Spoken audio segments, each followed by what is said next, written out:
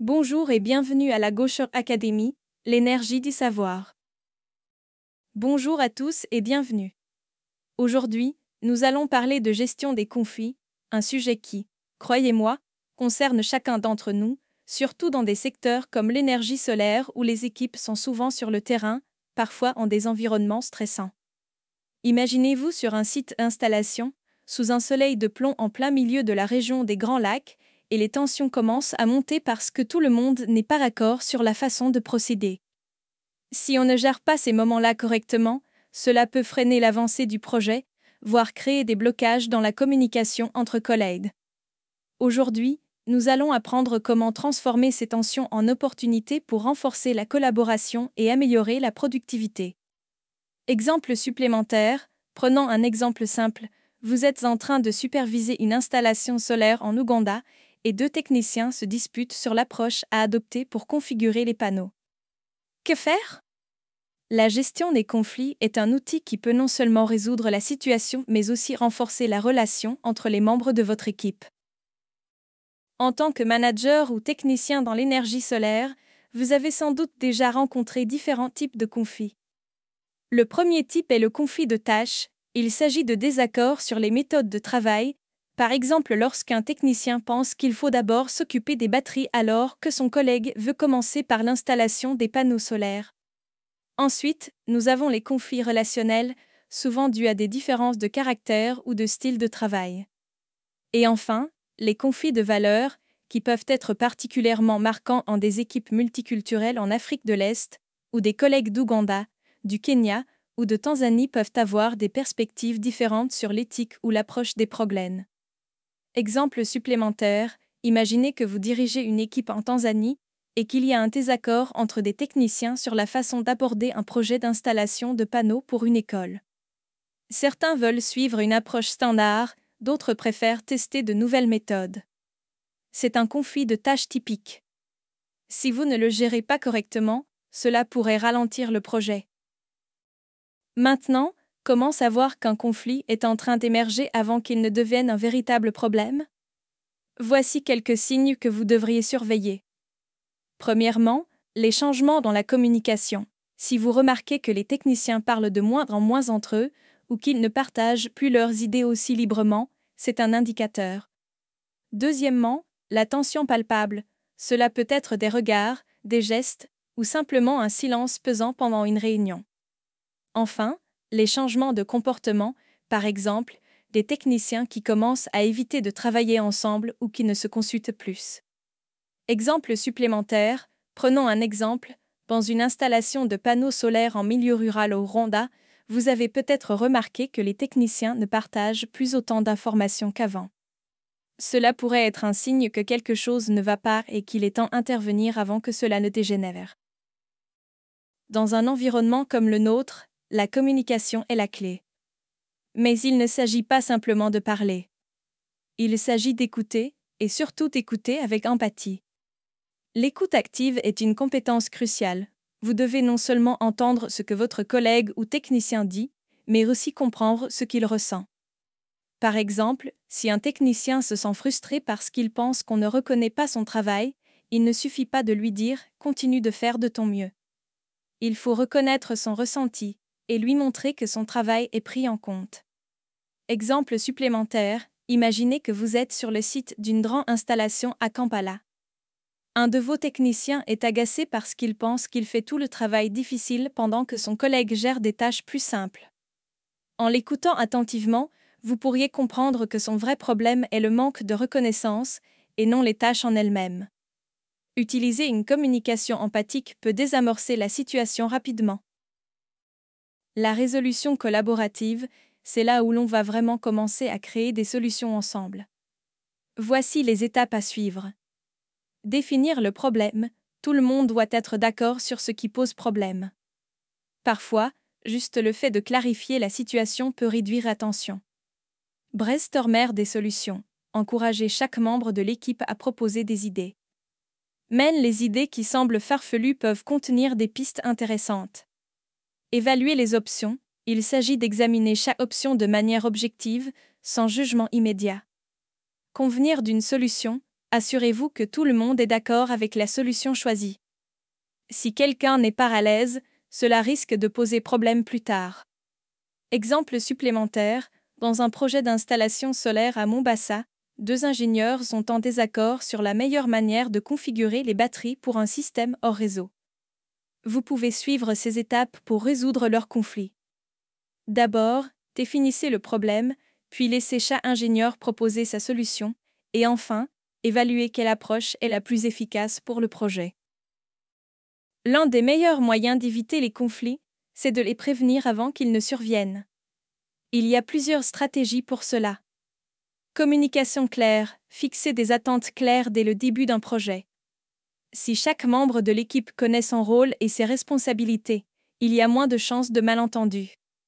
Feedback régulier. N'attendez pas qu'un problème devienne un conflit. Si vous remarquez des tensions, discutez-en immédiatement. Renforcement de l'équipe. Organisez des activités régulières de team building pour aider à renforcer les relations entre les membres de votre équipe.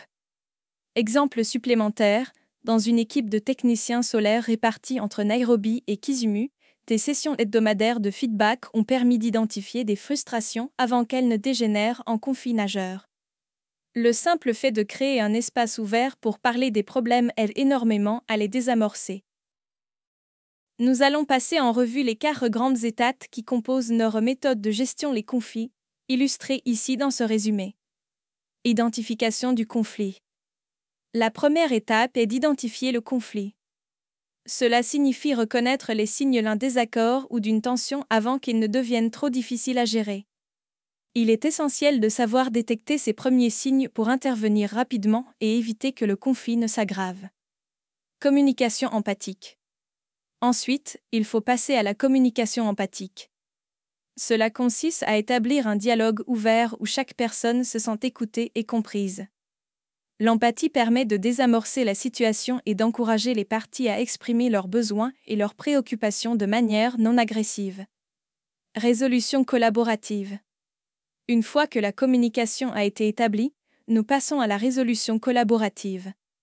Ici, il s'agit de trouver une solution en collaboration avec toutes les parties concernées. Chacun apporte des idées et des propositions, et ensemble, on arrive à une solution qui satisfait tout le monde. Prévention des conflits. Enfin, nous nous concentrons sur la prévention des conflits futurs. Cela inclut l'apprentissage de méthodes et de techniques pour éviter que des désaccords similaires ne se reproduisent. Cela peut passer par une meilleure communication, des règles claires ou une compréhension mutuelle plus approfondie. Je vais vous parler de 2 techniques très simples mais efficaces pour gérer les conflits. D'abord, on va voir la méthode SOAR, qui vous aide à traverser les différentes étapes pour résoudre un conflit. On commence par le S, qui veut dire « stop ». Quand un conflit éclate, la première chose à faire, c'est de s'arrêter, de prendre une pause et de respirer. C'est super important de ne pas réagir tout de suite, mais plutôt de prendre un moment pour se calmer avant d'agir. Ensuite, on passe au O, qui signifie « observer ». Là, il faut observer la situation de manière objective, sans jugement, et essayer de comprendre ce qui a causé le conflit. Ce qui compte ici, c'est de bien écouter et de comprendre toutes les perspectives, celles de toutes les personnes concernées. Le A, maintenant, pour assess ou évaluer. Une fois qu'on a bien observé et compris la situation, il faut réfléchir à des solutions possibles. C'est le moment de faire preuve de créativité et de se demander quelles sont les différentes façons de résoudre ce problème. Et enfin, le R pour répondre. Ici, il s'agit de prendre une décision sur la meilleure manière d'avancer. Quelle solution va être la plus juste et la plus efficace pour toutes les parties concernées? Voilà pour SOAR. Maintenant, regardons l'autre technique que j'appelle le I5. Ce sont 5 actions simples que vous pouvez utiliser face à un conflit. Premièrement, vous pouvez choisir d'ignorer le conflit. Parfois, la meilleure solution, c'est de simplement laisser tomber, surtout si ce n'est pas si grave. Deuxièmement, vous pouvez essayer de parler gentiment. Si vous voulez aborder le problème, commencez par utiliser un ton calme et respectueux. Souvent, ça suffit pour désamorcer la situation. Troisièmement, Si parler gentiment ne fonctionne pas, vous pouvez parler fermement. Là, c'est important de poser des limites claires, mais toujours avec respect. Ensuite, si ça devient trop tendu, vous avez toujours la possibilité de vous éloigner. Parfois, s'éloigner de la situation est la meilleure façon de ne pas envenimer les choses. Et enfin, si la situation est vraiment sérieuse, il ne faut pas hésiter à signaler le problème à une personne en charge ou à quelqu'un qui peut intervenir. Voilà, ces deux outils peuvent vraiment vous aider à mieux gérer les conflits, que ce soit dans un contexte professionnel ou personnel. À vous de choisir celui qui convient le mieux selon la situation. Prenons un scénario pratique. Alex et Jamie travaillent dans une équipe d'installation de panneaux solaires en Tanzanie. Alex préfère suivre une approche traditionnelle, tandis que Jamie veut essayer une nouvelle méthode innovante. Leur désaccord a créé des tensions dans l'équipe et ralenti le projet. Ce type de conflit est très fréquent lorsque vous travaillez avec des techniciens qui ont des styles différents. Étape. D'abord, définir clairement le problème. Est-ce une question de méthode, ou est-ce qu'il y a d'autres facteurs comme la pression des délais? Ensuite, brainstormer des solutions. Peut-être que tester la nouvelle méthode sur une partie du projet et évaluer les résultats avant de l'adopter complètement pourrait être une option. Évaluation des solutions. Regardons objectivement les avantages et les risques de chaque approche. Convenir d'une solution. Assurons-nous que les deux techniciens sont d'accord sur la solution adoptée. Voyons maintenant comment résoudre concrètement le conflit entre Jean et Michel. Il est essentiel que le médiateur identifie la cause principale du conflit, qui ici est un manque de reconnaissance mutuelle des efforts de chacun. Une fois cela clarifié, on peut permettre à chacun de parler ouvertement de ce qu'il ressent sans être interrompu. Exemple spécifique. Supposons que Jean explique qu'il se sent épuisé physiquement à force d'installer les panneaux toute la journée, tandis que Michel parle des détails techniques et des tests qu'il doit constamment superviser. Le médiateur doit leur faire comprendre que chacun joue un rôle crucial dans la réussite du projet. Solution. L'un des moyens de résoudre ce conflit serait de répartir plus clairement les tâches et d'alterner les rôles régulièrement, afin que chacun ait une vision complète de ce que fait l'autre. Passons maintenant à un autre exemple pratique. Jean et Michel travaillent ensemble sur un projet d'installation de panneaux solaires à Goma, en RDC. Jean, qui est plus expérimenté, pense qu'il fait tout le travail complexe, tandis que Michel se sent sous-estimé, car il pense que son travail, bien que différent, est tout aussi important. Ce type de conflit, entre techniciens aux compétences variées, est assez courant dans notre secteur. Exemple spécifique. Imaginez que Jean passe plus de temps à manipuler les panneaux et à les installer, ce qui est physiquement exigeant. Michel, quant à lui, passe son temps à faire le câblage et les tests de sécurité, ce qui prend du temps mais est tout aussi essentiel. Jean pense qu'il fait le gros du travail, tandis que Michel a l'impression que ses efforts ne sont pas reconnus. Étape. Définir le problème. Le vrai problème ici est un manque de communication et de reconnaissance entre Jean et Michel. Permettre à chacun de s'exprimer. Jean doit expliquer pourquoi il pense qu'il fait tout le travail, et Michel doit pouvoir exprimer son sentiment d'injustice. Proposer des solutions. Peut-être que la meilleure solution est d'établir une alternance des tâches ou d'améliorer la communication régulière sur l'avancement du travail. Voyons maintenant comment résoudre concrètement le conflit entre Jean et Michel. Il est essentiel que le médiateur identifie la cause principale du conflit, qui ici est un manque de reconnaissance mutuelle des efforts de chacun. Une fois cela clarifié, on peut permettre à chacun de parler ouvertement de ce qu'il ressent, sans être interrompu. Exemple spécifique. Supposons que Jean explique qu'il se sent épuisé physiquement à force d'installer les panneaux toute la journée, tandis que Michel parle des détails techniques et des tests qu'il doit constamment superviser. Le médiateur doit leur faire comprendre que chacun joue un rôle crucial dans la réussite du projet. Solution. L'un des moyens de résoudre ce conflit serait de répartir plus clairement les tâches et d'alterner les rôles régulièrement, afin que chacun ait une vision complète de ce que fait l'autre. Voyons un autre exemple, cette fois avec Amina, une cadre, et Kwame, un technicien. Ils travaillent tous deux dans un centre d'énergie solaire à Goshop Goma. Amina est frustrée parce que Kwame n'a pas signalé un problème critique avec un panneau solaire, ce qui a provoqué un retard sur le projet. Kwame, de son côté, pensait pouvoir régler le problème seul, sans en informer Amina. Ce type de conflit survient souvent entre différents niveaux hiérarchiques dans une équipe. Exemple supplémentaire. Amina, en tant que cadre, a besoin de recevoir des informations précises et à temps pour pouvoir prendre des décisions. Kwame, en tant que technicien, voulait montrer qu'il pouvait résoudre le problème seul, sans alerter sa supérieure. C'est une situation typique où la communication joue un rôle crucial. Étape. Définir le problème. Le problème ici est que Kwame n'a pas compris l'importance de signaler rapidement un problème à sa supérieure et Amina n'a peut-être pas expliqué clairement ses attentes en matière de communication. Solution. Une meilleure coordination et une clarification des attentes en matière de communication pourraient prévenir ce type de conflit à l'avenir. Dans le cas d'Amina et Kwame, la résolution du conflit passe par une meilleure compréhension de la cause du problème. Ici, c'est un manque de communication claire entre les deux. Le médiateur peut leur demander d'expliquer chacun leur point de vue pour que l'autre comprenne la situation. Exemple spécifique. Kwame pourrait expliquer qu'il pensait bien faire en tentant de résoudre le problème lui-même, tandis qu'Amina pourrait dire que, sans information précise, elle ne peut pas prendre les bonnes décisions. Il s'agit ensuite de trouver une solution. Kwame doit s'engager à signaler immédiatement tout problème, et Amina doit peut-être définir des lignes directrices plus claires pour ce genre de situation. Après avoir trouvé une solution, il est crucial de la mettre en œuvre immédiatement. Jean et Michel, par exemple, peuvent commencer à alterner les tâches toutes les 2 heures pour que chacun comprenne les responsabilités de l'autre.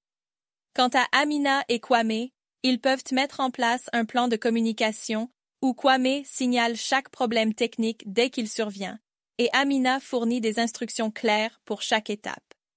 Exemple spécifique. Dans un projet d'installation de panneaux solaires au Kenya, une équipe a adopté un système où chaque technicien doit rapporter les problèmes techniques directement au superviseur à la fin de chaque journée. Cela a non seulement réduit les conflits, mais aussi permis de détecter plus rapidement les problèmes techniques. Le suivi est essentiel pour s'assurer que la solution mise en œuvre fonctionne sur le long terme. Par exemple, dans le cas de Jean et Michel, il pourrait être utile de faire une réunion 1 semaine après la mise en place de la nouvelle organisation pour voir comment ils s'adaptent. Si des ajustements sont nécessaires, c'est à ce moment qu'on pourra les faire. Exemple spécifique. Imaginez que, dans un projet à Kampala, les techniciens remarquent qu'alterner les tâches toutes les 2 heures améliore la productivité. Une réunion de suivi permettra de valider cette approche et d'identifier d'autres points à améliorer. Dans le cas de Jean et Michel, une réunion de suivi doit être organisée pour vérifier si leur nouvelle méthode de travail fonctionne. L'idée est de s'assurer qu'ils alternent bien les tâches et qu'il n'y a plus de ressentiment lié à la répartition des responsabilités. Exemple spécifique. Dans une installation solaire à Kigali, un manager a organisé des suivis hebdomadaires pour s'assurer que les nouvelles méthodes de travail étaient bien appliquées et que la communication entre les techniciens s'améliorait. Cela a permis de renforcer la cohésion et de maintenir la productivité. En suivant les étapes de résolution de conflits, Jean et Michel ont non seulement réussi à surmonter leurs désaccords, mais ils ont aussi amélioré leurs relations professionnelles. Ils se comprennent mieux, et la répartition des tâches est maintenant plus claire, ce qui a un impact positif sur la productivité de l'équipe. Exemple spécifique. Dans un projet solaire en Ouganda, une équipe qui avait mis en place un système de rotation des tâches similaire a non seulement réduit les tensions, mais aussi amélioré le temps de réalisation des projets.